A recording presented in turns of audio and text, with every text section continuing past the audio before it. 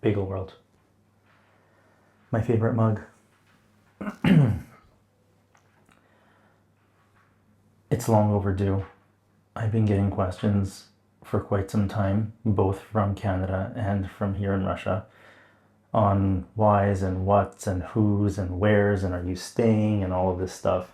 And I thought that it's finally time for me to put some of them down on the computer. Here I'm just looking at my camera screen and stuff like that to make sure it's all still good. So I'm going to be looking at you here and here. So yes, I've been getting questions and I thought it's finally time to put something together. Hopefully this comes out as planned.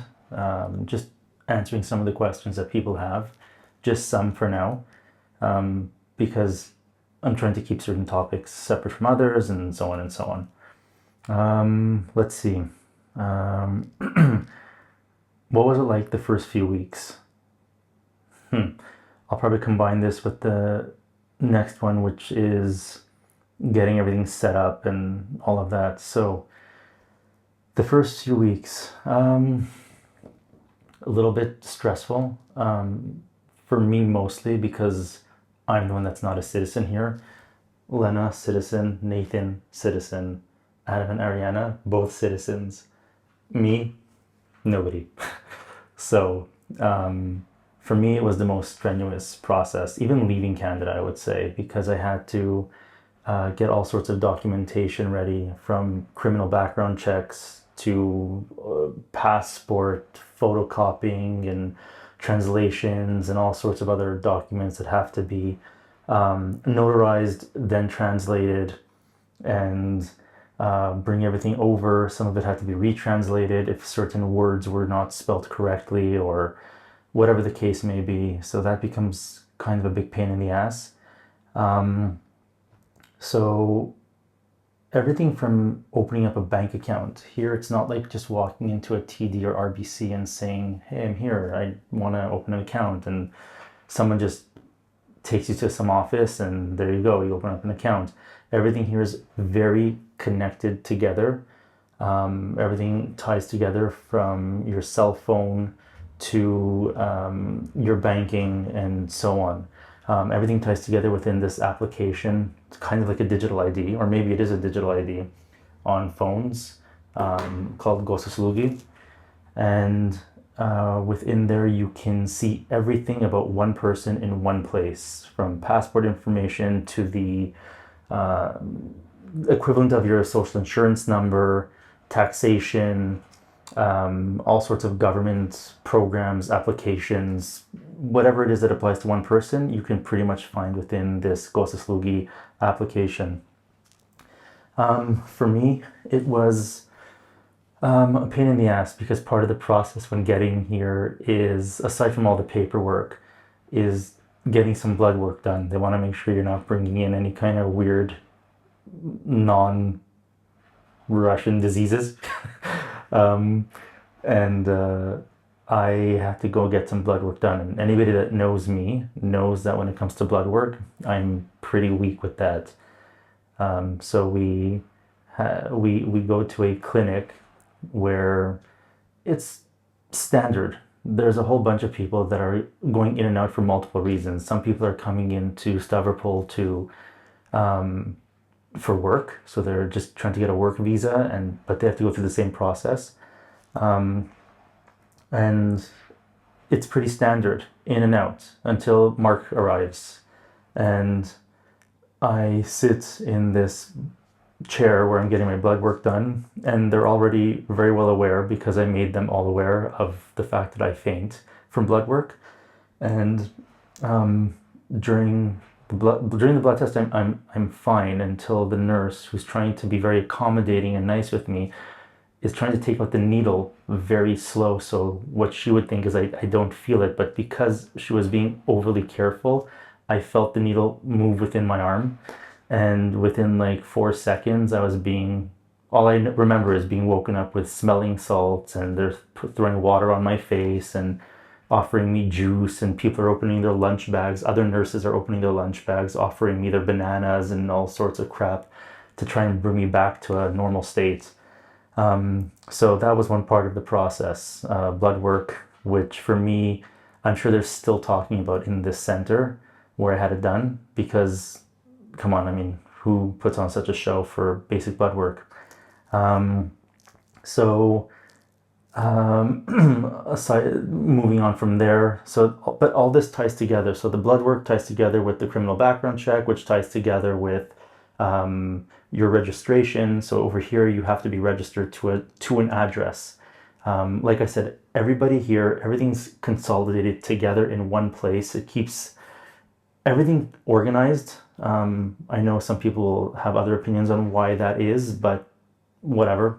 It keeps everything really organized and everything in one place. But even getting a cell phone, so for me to get a SIM card, I needed to have all this done as well, including fingerprinting. So I had to go to another immigration office where they take your fingerprints, and with your fingerprints, that's when you can go to the bank and open up a bank account. And they also do like an audio type of, they like voice recording for like IVR systems and things like that with the bank, for voice recognition, I should say. And so there's that for the banking, and after you get your banking done, you're able to go and get a SIM card.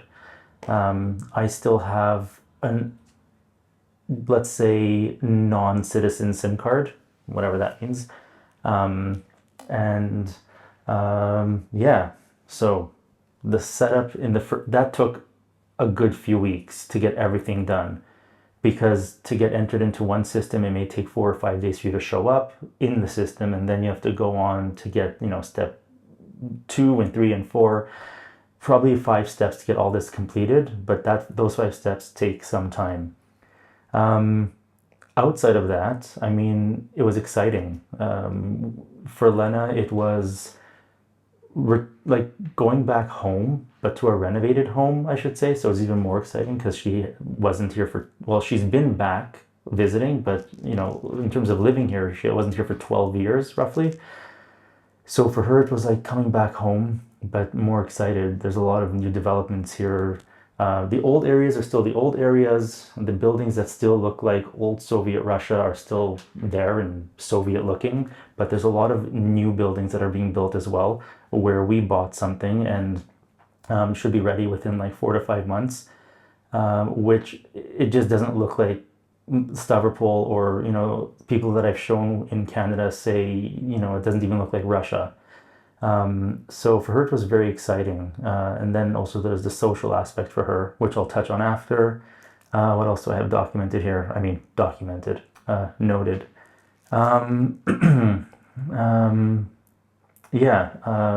Getting to know bus routes with the kids and things like that. Getting the kids registered to school. What else was there? Just getting to know all the surroundings.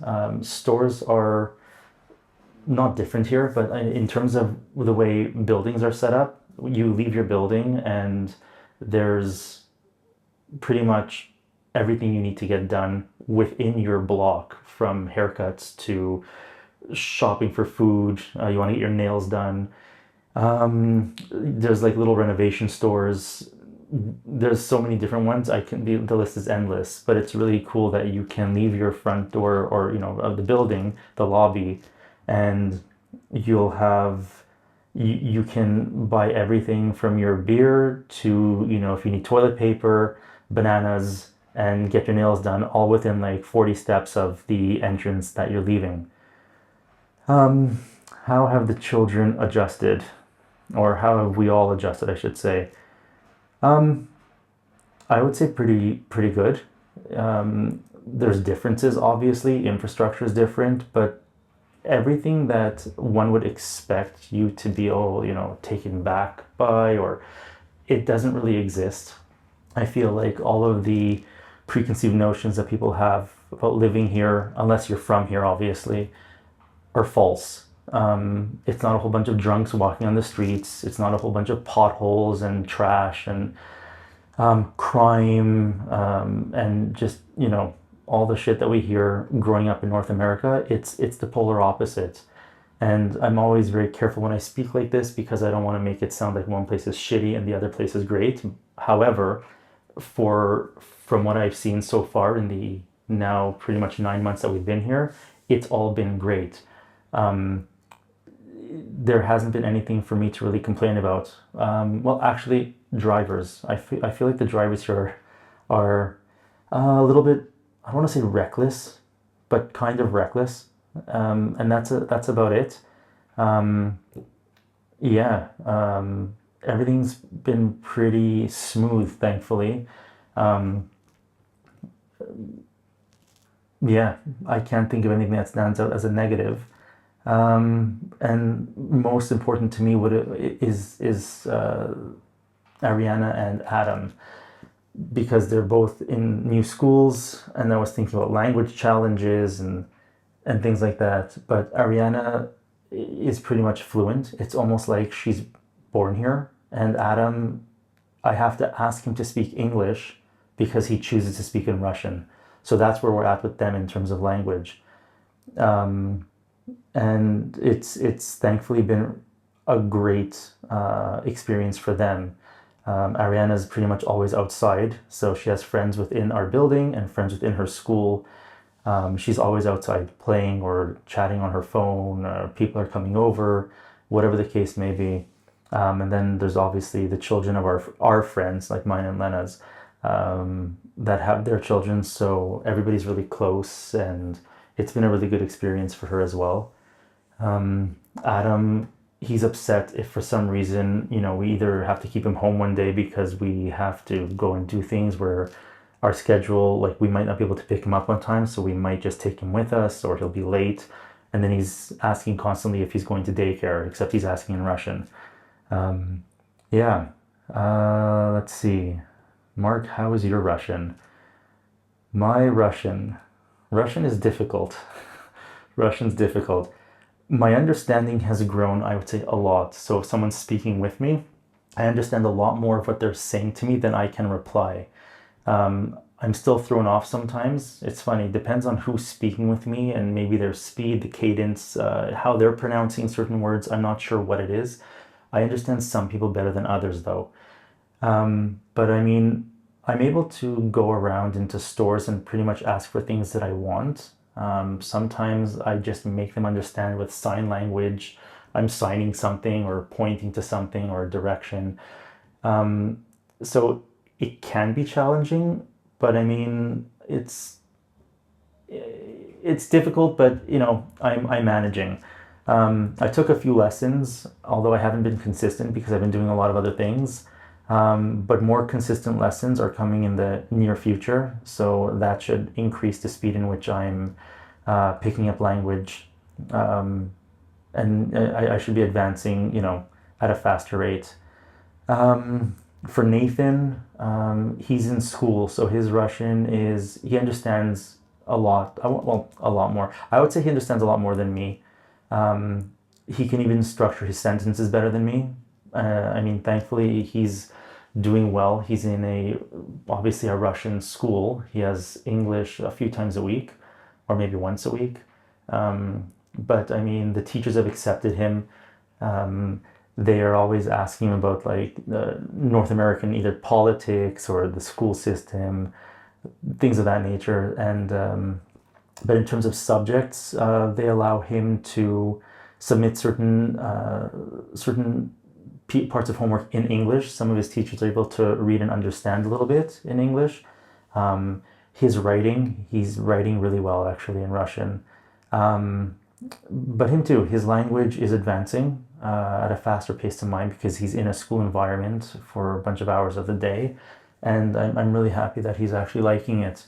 In terms of other subjects like math and science, I mean, language barrier, but the knowledge is up when applied, it's the same. Um, yeah, so I would say summing up so far what the first few weeks and how we're adjusting in all of that, things are going well. The kids, how are they adjusting? What's next? How are the schools? The schools are, I have to admit, they're just great. Um, there's a bunch of reasons. I'm trying not to make this video my typical type of video with like political elements but I'll touch on that a little bit because I'm not saying multiculturalism is bad, but multiculturalism at a certain rate is bad. Uh, for instance, when all other cultures replace the culture in one country, such as Canada. Um, so because there's such unity and everybody here is speaking Russian, they celebrate the same holidays. Um, they all have the same dynamics within their households and so on. This transfers down into the students, and this goes into the school system. So I would say the schools are better here for these reasons. Ariana is in a place where, like I said, she picked up on her Russian really quick. Everybody, all the students are on one page. And in terms of subjects, they're very traditional. So you'll have your math, your science, arts, extracurriculars like dance and gymnastics and things like that. But what they don't have is trans topics, and all the other crap that I'm not going to get into, which people already know my views on. So it's traditional. They're strict. I like hearing that, certain kids are getting in trouble for certain things. They're not handing out ribbons for ninth place, and people aren't getting awards for, seventh place. Here, winning is winning, losing is losing. If you're doing crappy, you're doing crappy. No matter how many tears a student cries or a parent tries to influence with some kind of pressure on teachers why their kid deserves something, it just doesn't work. And that's how it should be, in my opinion. They have to earn what they want, and if they want to do better, then just do better. But crying about it won't work. And I really like the school system that for those reasons. Let's see what else. Maybe I'm going too quick. People ask, why not Canada? I get that question here a lot. Why not Canada? I can also reverse it and say why Russia, but I'll leave it at why not Canada. Again, people know my views on this. Immigration, crime, cost of living. It just doesn't make sense anymore. And I know everybody knows this, but depending on where they're at in life and how tied they are to their life within a certain place, they either admit it or not. But Canada is no longer the country that it once was. People are leaving, at higher numbers than ever before. Again, for reasons like immigration, having a national anthem sang in a language that isn't native to the country, which is absurd to me. For me, it's basically treason. The crime on a daily basis, crime with weapons, gunshots, and murders and things like that. And I don't know. And the cost of living is so high, but what do you get in return? Your malls are broken into at a rate that's insane, the smash and grabs and so on and so on. So why not Canada? Because not Canada. What are sanctions like? What's restricted? Clothing, foods, cars.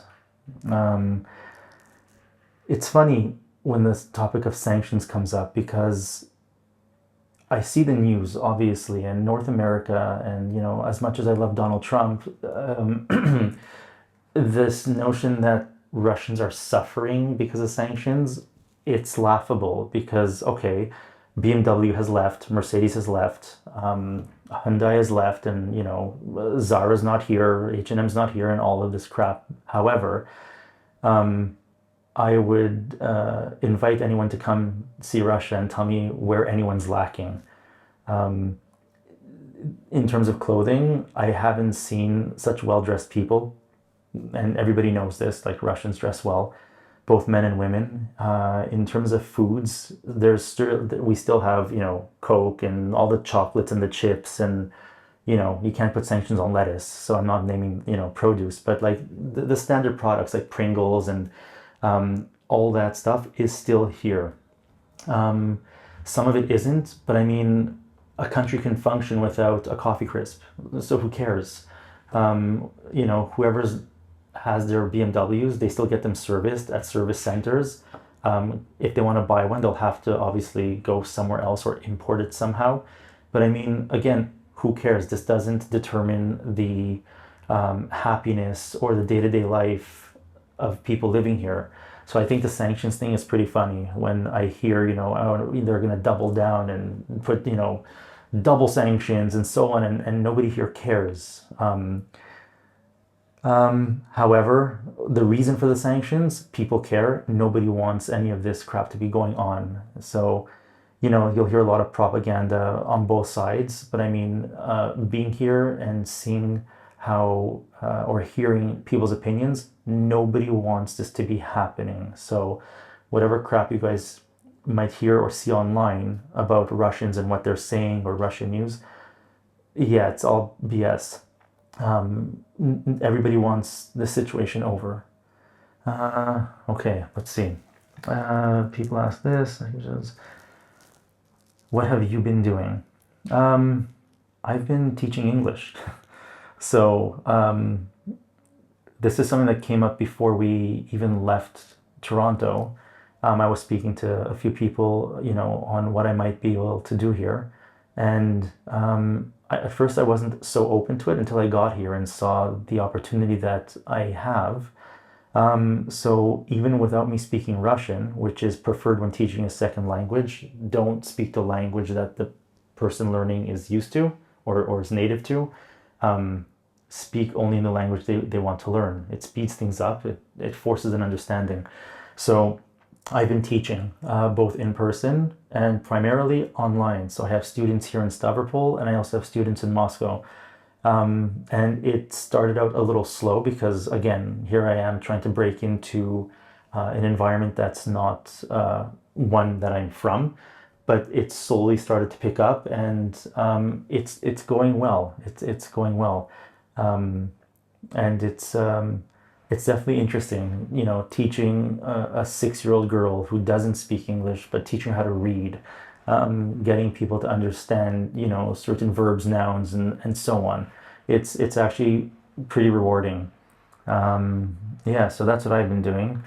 Are you shooting still yeah, so in terms of photography, a little bit. I think I might start advertising that part of, for me to do. It felt I'm not gonna say it felt good to kind of take a break from that, but I mean, I kind of miss it a little bit. I thought, I'll just stick with the teaching, but I mean, why not? Headshots, like, I was primarily doing headshots in Toronto. Headshots here is not as much of a thing. Portraits, huge. Events, really big. But headshots, not so much a thing. But we'll see. I've done some portraiture here and there. Nothing crazy. Yeah. What else? What's your social life like? Well, I'm new here.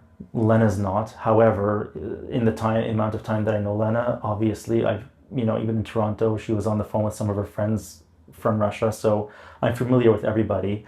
But socially, it's a lot of fun. So pretty much Fridays, Saturdays, and Sundays, people are always together, and doing everything that you would expect from, sitting at someone's house, whether it's a celebration, a birthday, just a drinking night, whatever the case may be. Going to parks, going for walks, taking the kids certain places. It's been good. A couple of people that we socialize with, they speak English. Not fluent, but good enough for me to have, a night of conversations.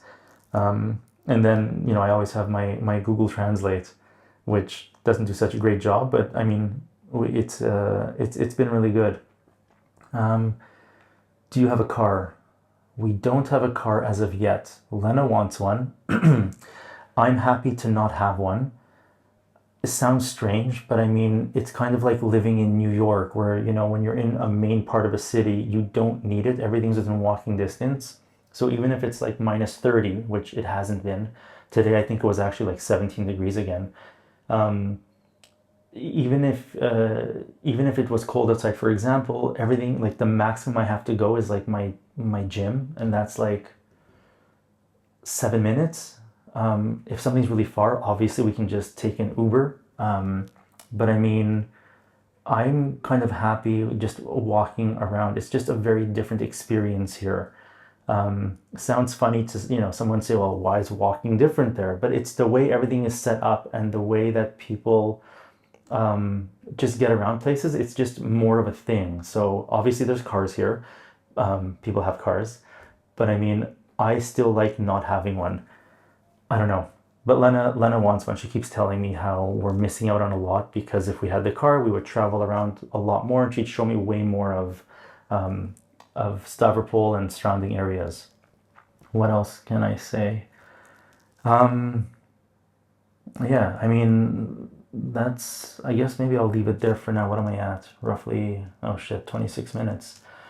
Um, yeah, overall things have been really good. Do I miss Canada? It's not that I don't miss it. I just don't miss it. I I don't know what to say. Like we're not lacking anything here in terms of, I don't know, what can I come up with. I don't know. I don't miss it. I like the unity here.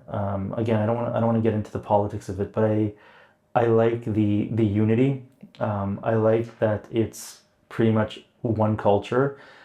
Of course, there's different, there's people from Tajikistan, Kazakhstan, Uzbekistan, whatever stan, it doesn't matter. There's different people here, but the mindset is one, and I think it just creates a smooth path in the school system. I think it creates a stronger identity when everybody believes in one common thing. And this is something that I was feeling very frustrated with within Canada when you're being told in schools not to say Merry Christmas, or we have to celebrate 14 different New Years because there's like 30 different cultures in a school. And it's not that I have a problem with other cultures. It's just I think for people moving into Canada, they should be learning Canadian culture primarily, and not having to learn every other one. And then the Canadian culture is just diminishing. It's being replaced. And again, okay, we can leave this for another video. Um, so yeah, that's it for now. I'll probably I want to be more consistent with videos and uploads. I always say I will, but it's one thing after another, after another, after another. And I don't, you know what, it's the first time I have my little setup like this. Nothing fancy on the table, but in terms of the camera and the lighting and stuff. I'll see how this goes, but I'll try to do this maybe once or twice a week, once for sure, and see how that goes. And yeah, if you guys, if I left anything out, message me, ask, and I'll try to include it in my next question answer session. See you guys soon.